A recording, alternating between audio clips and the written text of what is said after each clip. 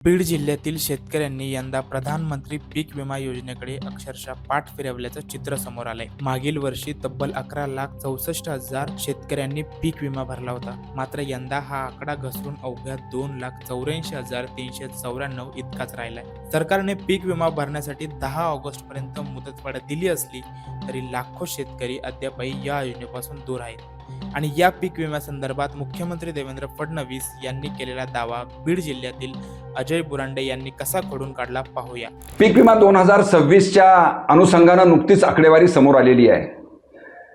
पीक विमा घेण्याची मुदत जरी 10 ऑगस्ट पर्यंत लांबवली असली तरी अद्यापही 2,80,000 पेक्षा जास्त शेतकरी या पीक विम्याकडे वळलेले दिसून येत नाही आहेत।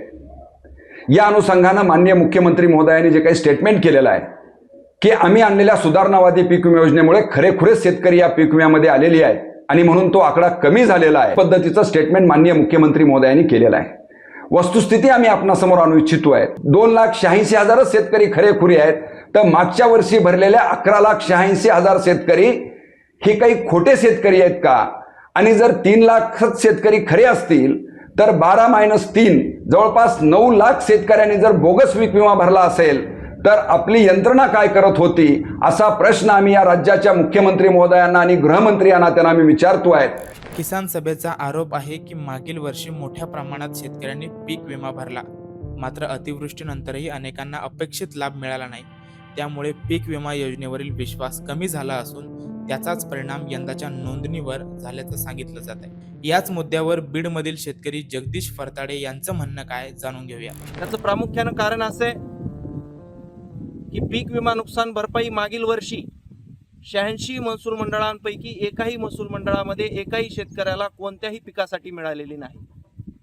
आणि त्याचं कारण असं आहे की नुकसान भरपाई आता पीक विमा योजनेमध्ये चालू वर्षाच्या नुकसानीवर नाही, तर मागील 7 वर्षापैकी चांगल्या 5 वर्षाचं उत्पादन काढून या वर्षीचं उत्पादन त्यामधून वजा केलं तर नुकसान भरपाई धरली जाते। म्हणजे एका बाजूला शेतकऱ्यांना चालू वर्षात आर्थिक लाभ कधी मिळतो, तर उत्पादन खर्चावर आधारित किंवा उत्पादन खर्चापेक्षा जास्त जर त्यांना उत्पादन झालं तर त्यातून त्यांना पैसे मिळतात।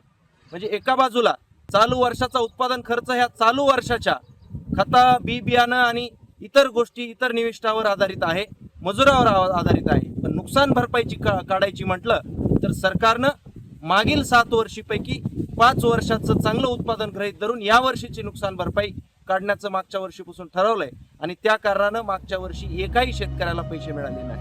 दरम्यान कृषी विभागाकडून 10 ऑगस्ट पूर्वी पीक विमा भरण्याचं आवाहन करण्यात येत आहे, मात्र मागील वर्षाच्या विमा दाव्यांबाबत समाधानकारक लाभ न मिळाल्याचा आरोप करत अनेक शेतकरी यंदा विमा भरण्याबाबत साशंक असल्याचं चित्र बीड जिल्ह्यात दिसत आहे। आता सरकार आणि विमा कंपनी शेतकऱ्यांचा विश्वास पुन्हा जिंकण्यासाठी कोणती पावलं उचलणार, मागील वर्षाचे दावे निकाली कधी निघणार आणि 10 ऑगस्ट पूर्वी पीक विमा नोंदणीत वाढ होणार का, याकडे संपूर्ण बीड जिल्ह्याचं लक्ष लागलं आहे।